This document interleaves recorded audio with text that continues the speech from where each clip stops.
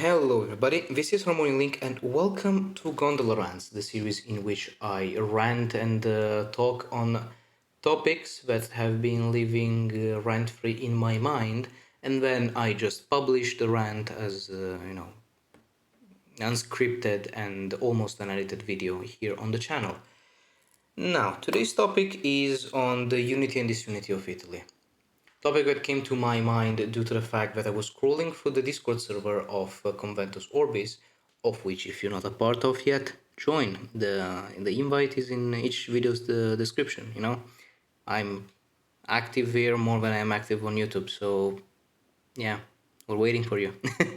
Anyway, yeah, I was scrolling through all posts and I found this post that claimed that, oh, Italy is not a country, as you know, the country, the state of Italy doesn't exist at this exact moment, or rather when the post was published 2 years ago, because some people speak different dialects.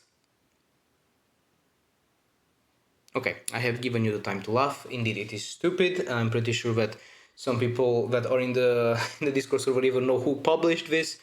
But in any case, yeah, that's the argumentation for it. This is not going to be a rant only on that. It's just the catalyst for my for my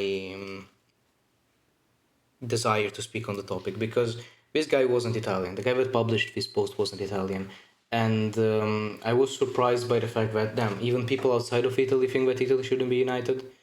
Because if you're not aware, in Italy there are quite a bunch of fringe, or sometimes even not fringe, groups that would desire to see this country splintered and balkanized in 20,000 micronations, or just split into north and south or whatever.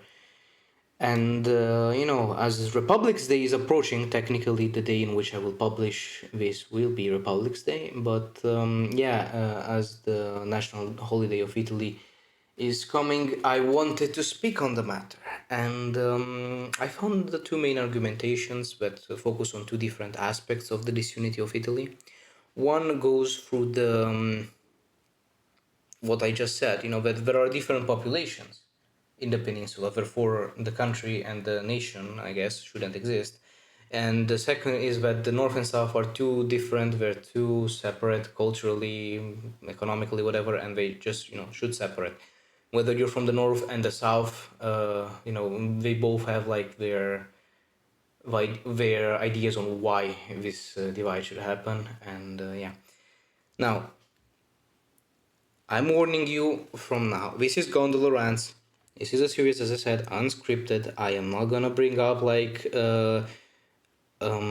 quotes and sources and numbers or whatever in the video itself. If there is a statement that you are, a skeptic, or you're curious of, and you want to know the source, just write it in the comments. I will eventually get at you whenever I get on YouTube and check my emails, I guess. I will eventually answer with the source that I had in my mind at the time in which I said a specific statement. Okay. However, in the video will not mention, I will not put on top of the video any text. I will not, redirect you to any source. I'm just gonna speak from my experience and from my knowledge at this exact moment of my life. Okay. So if you don't like this type of video, just log off, I guess. For those that do want to continue and just listen to a Venetian rant on this topic, you're welcome. Have fun. So let's start. Italy cannot be a country because there are different populations, folks, and people, I guess. It depends on what you want to call them, the subgroups, whatever. Population. There are different populations in Italy. They have different traditions. They have different languages, idioms, dialects. They have different, I don't know, ways of living, ways of eating, ways of making food, or whatever, ways of singing. You kind of get the point. So yeah, Italy cannot be a country or even cannot be a nation just because of this. Now, there are indeed cases in which a nation corresponds one-on-one with a population. An example comes to my mind, and it is like Hungary. Hungary. Now, there are like some subgroups. If you want to consider them part of the Hungarian nation, for example, the Szekely. I don't know if the Szekely are considered part of the Hungarian nation. They do, speak a related language, but I'm not sure if they are considered part of the same nation. But let's face it, like I don't know, like the outright majority, like 90%. I'm not sure how many Szekely's are around, but I'm pretty sure that they don't amount to even 10% compared to the wider Hungarian population. Like 90% of the Hungarian nation, at least, is comprised um, of just Hungarians, nothing else. Okay, it's like almost one on one. And yeah, it can happen, as I just said, but there are many countries, such as Italy, that have different populations living in it with different idioms. I'm just gonna say idioms because there are some people that say that the languages of Italy, which I do hold that they are different languages, depending, especially where you go, there can be a dialect, can be a language, but I hold that the majority are languages um, distinct from Italian, sister languages to Italian.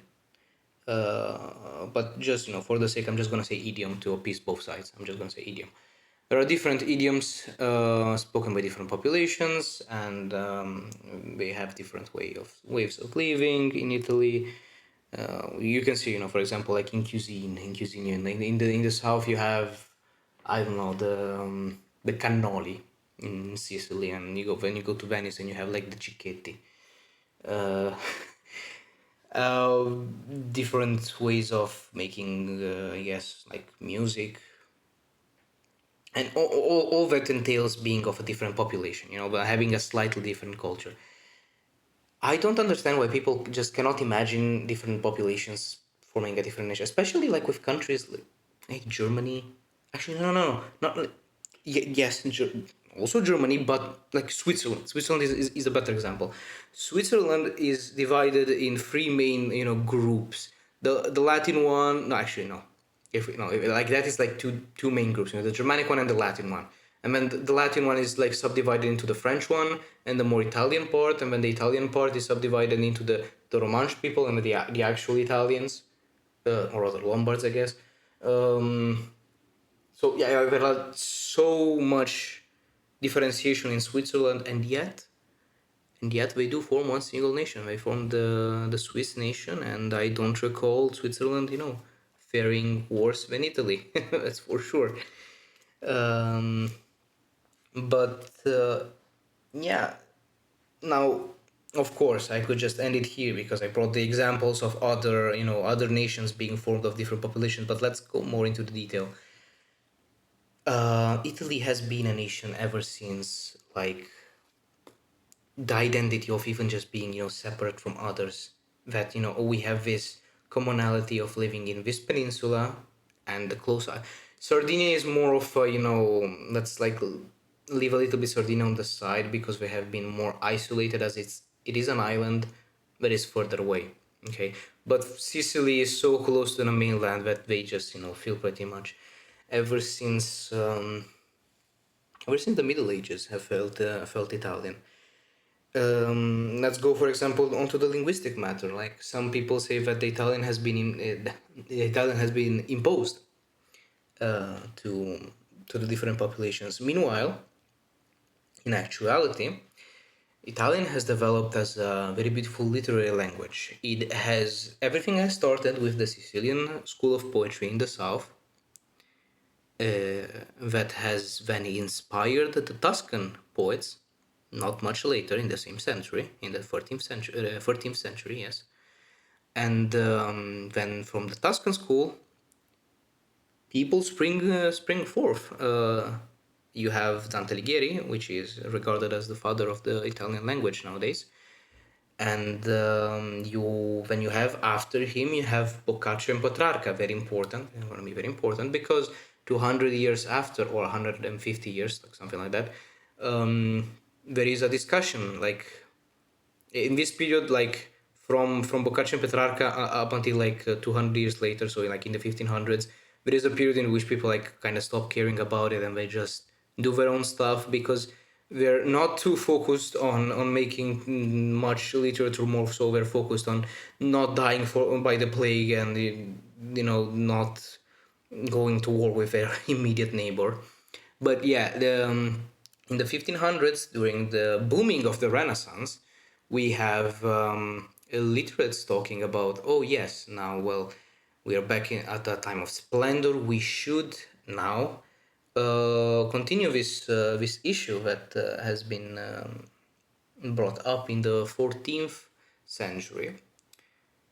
Uh, what should the pan-Italic, I suppose, language be? Like, should we just choose a very prestigious language? Should we just choose each one speaks their own at their court, and then we just speak Latin in the between us? Should we just speak the language of the court of Rome, the Pope's court? Or, as Pietro Bembo has suggested, Pietro Bembo being a Venetian, by the way, so we're moving from the south, we're moving to the center, and now we're moving to the northeast. Pietro Bembo has suggested that we Italians should take as a literary language the language in which Boccaccio and Petrarca have written. So the Florentine of the 1300s, the literary Florentine of the 1300s. And that proposition has actually, been uh, has taken over the hearts of literates, I suppose, at the time, because it is indeed the choice that they have gone with. And time passed.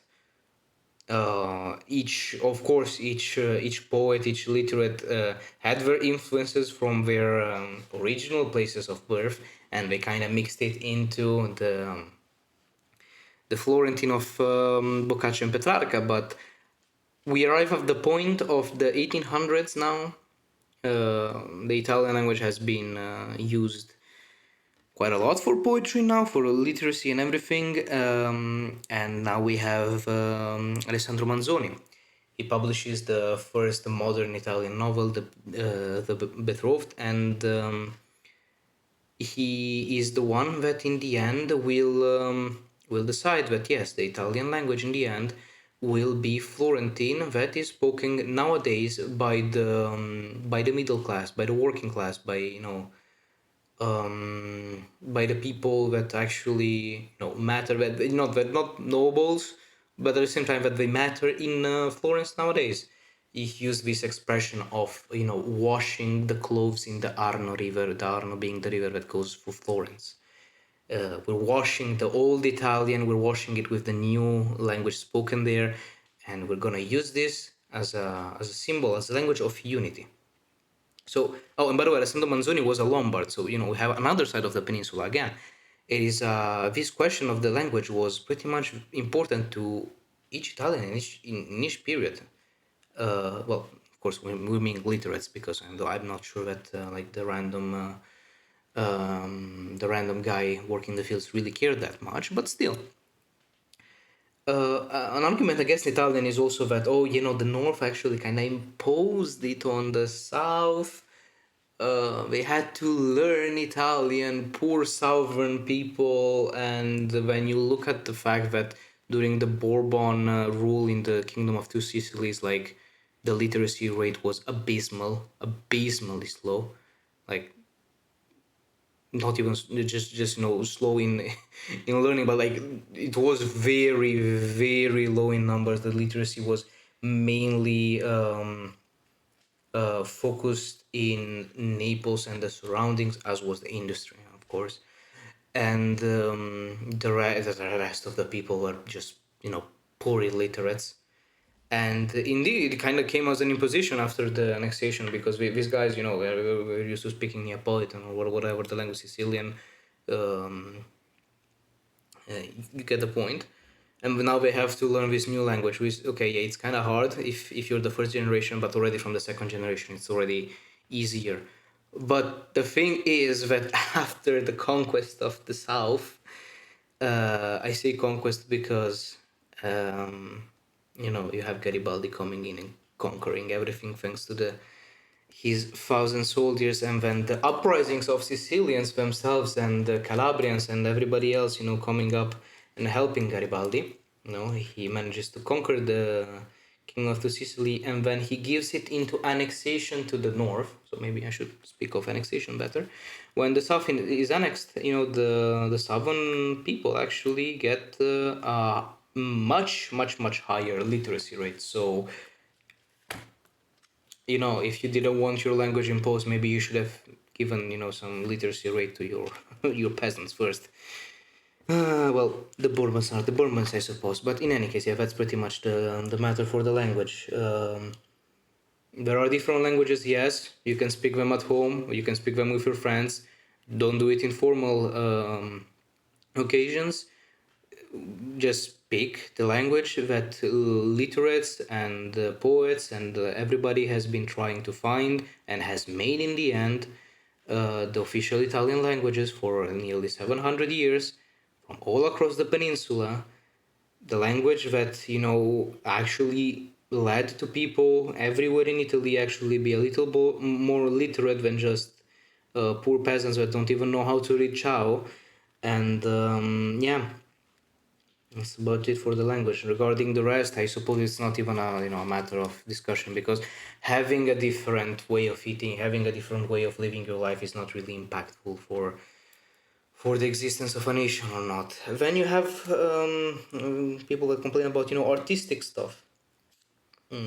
Like, yeah, okay, maybe in the beginning the north was more Gothic influenced, the south was more Byzantine and Arab influenced, but by the Renaissance everything kind of mashes together, and you have artists exchanging ideas between each other. You have a lot of artists in the north. You have Tintoretto, then you have the ones that everybody knows. You have Michelangelo, you have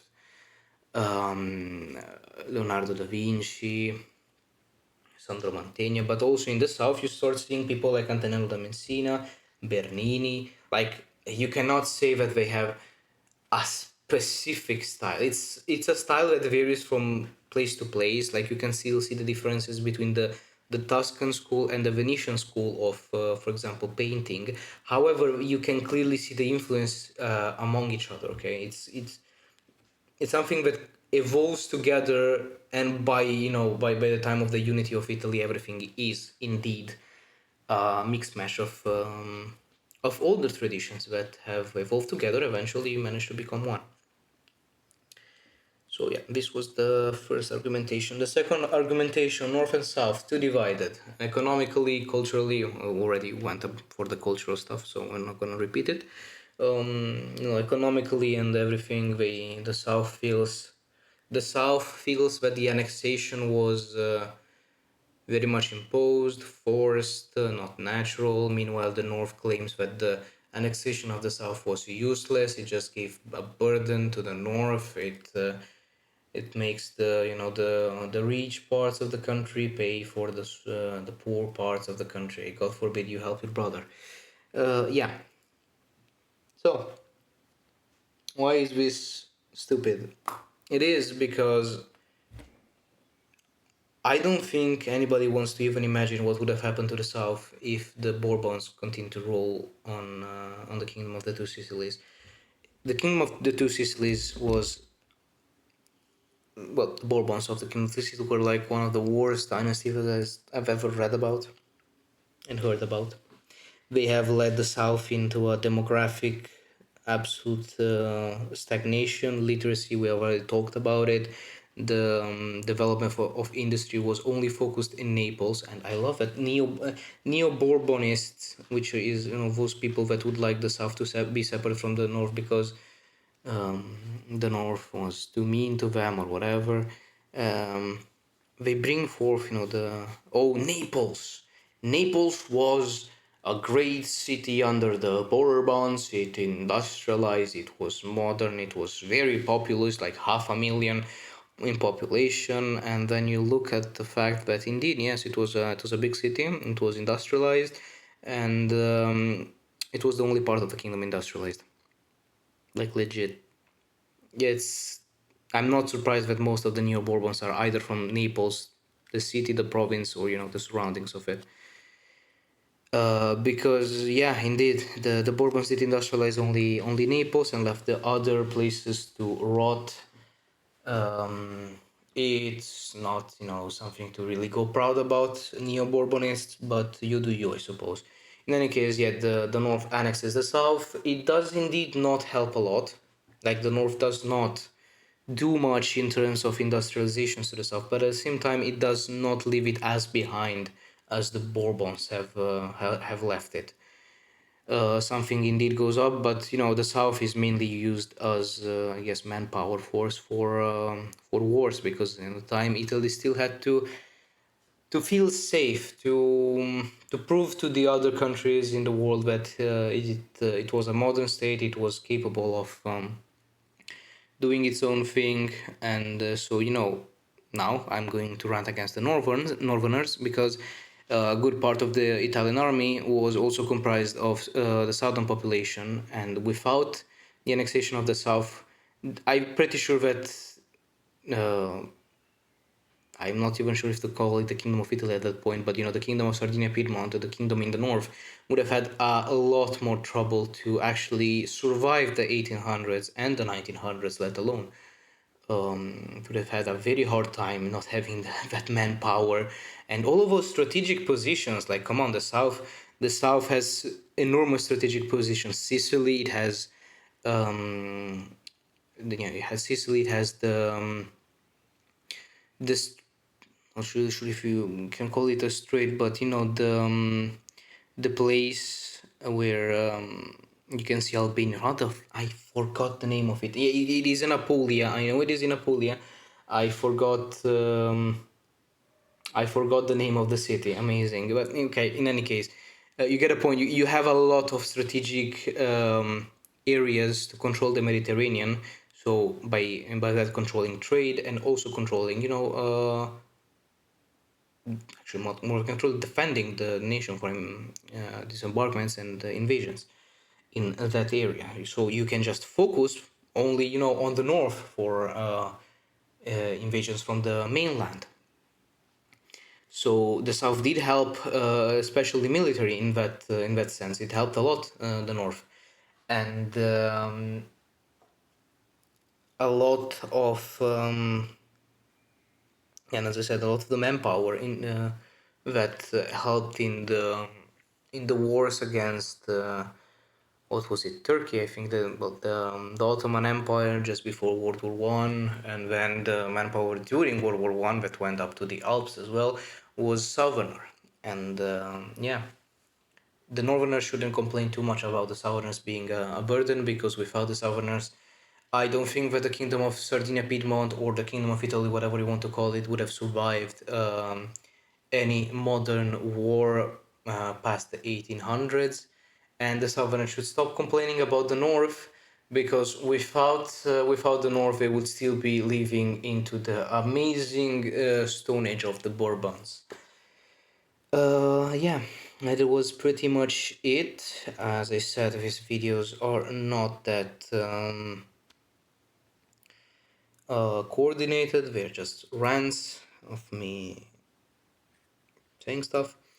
I could also like go onto the topic of how Italy is divided nowadays, more than geographically put, but like at the political level, they're divided because of the whole memory of fascism and the partisans and everything. But I don't want to go into that, because it's not a matter of unity or disunity for Italy. That's more a matter of, yes, Italy should be one, but who should govern Italy? Should we go back to the fascists? No. Or should we leave the Italy to the communists or the monarchists or whatever? But that's like a totally different issue that is plaguing the Italian scene between the right and the left, which I don't want really to talk about. But yeah, these were like the main argumentation of people that would like to see Italy destroyed, balkanized, and everything. You also have the groups that would not even desire the destruction of Italy itself, but just the independence of their area. Like we have the Venetian independence, you have the Lombard independence, as I said, the Neo-Bourbonists and so on. I don't think it's, it's already a lot that I'm mentioning them, because these uh, absolute, in my eyes, criminal groups and organizations absolutely like be banned from existence. They shouldn't even dare to do something like that, because wasting more than 150 years of unity of a nation that has been struggling to get united for centuries after being under the control of foreign regimes and foreign powers is absolutely spit in the eye to their own ancestors that strived for this unity, that fought for this unity, that died for this unity. So I am not going to talk about them. As I said, it's already a lot that I mentioned them. I will now, leave you to continue your day. Have a nice, I don't know, depending on where you're watching this video, morning. Have a nice day or have a nice evening. Um, that's it.